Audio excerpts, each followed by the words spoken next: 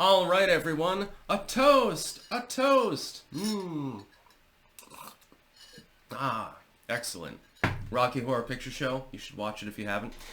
Only 1 week left of Joe Biden. Yes, in 1 week, I get a year older, and Joe Biden gets kicked out of office by the American voter in a democratic movement of support for a populism.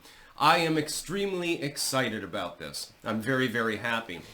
Literally just 1 more week. If we can just survive for 7 more days, Joe Biden will be out.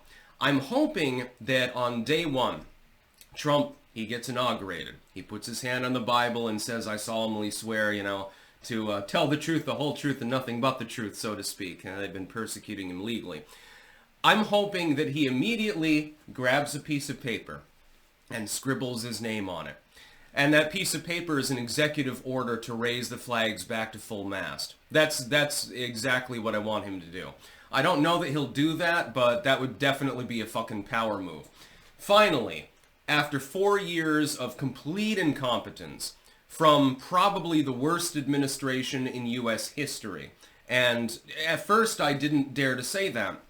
I made a Substack article several years ago and said, I'm not sold on the idea that he's the worst president. Is he fucking up? Yes. Is he doing shitty things? Yeah.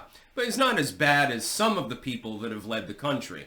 Now I am convinced Joe Biden indeed has been the worst U.S. president. I think that the fact that they literally forced him aside and told him not to run from within his own friggin' party is probably evidence of this. The fact is that the Democratic Party got really, really nervous after his debate performance and said, look, this just ain't going to work.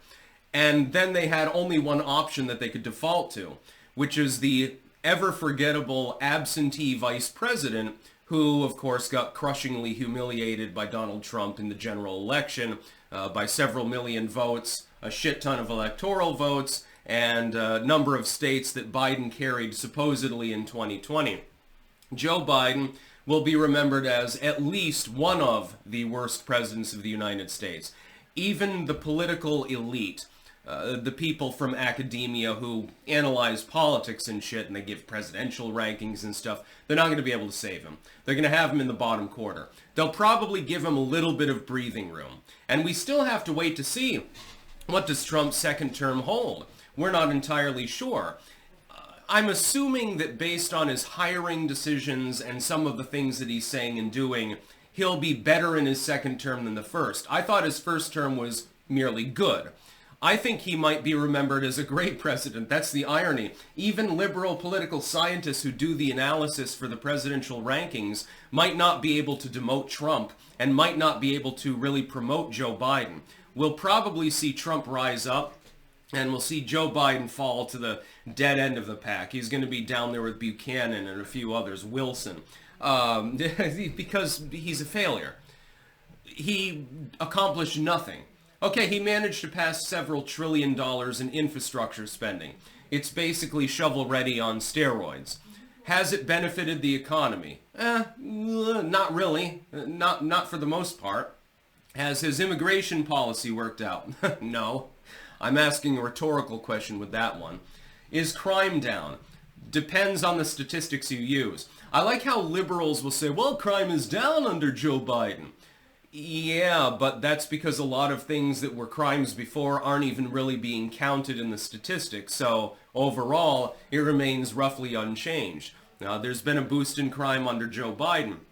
What about diplomacy? Oh, things are blowing up over in Ukraine. China's warmongering after Taiwan. Don't even get me started about Israel and Hamas and all of that. Our diplomacy clearly worked. It worked as intended, which is to create wars in order to profiteer. So in that, as far as the military-industrial investors, Joe Biden did a good job. It's just he did a poor job at literally everything else. Well, he made money for a handful of corporations that are tied with the U.S. military. That's pretty much it. I like how people say, well, Elon Musk has, Bernie Sanders is famous as, well, Elon Musk has had his net worth massively skyrocket. Okay, who's the president of the United States at the moment? Who ultimately vetoes or passes the budgets? Who ultimately is responsible for tech regulation at the moment? Is it Donald Trump? No. Is it Nancy Pelosi? No. Is it me? No, although I should be in charge of such things because I can actually competently manage a budget, unlike everyone in DC apparently. No, it's Joe Biden. Ultimately, the buck stops there, and he has completely failed. He totally failed.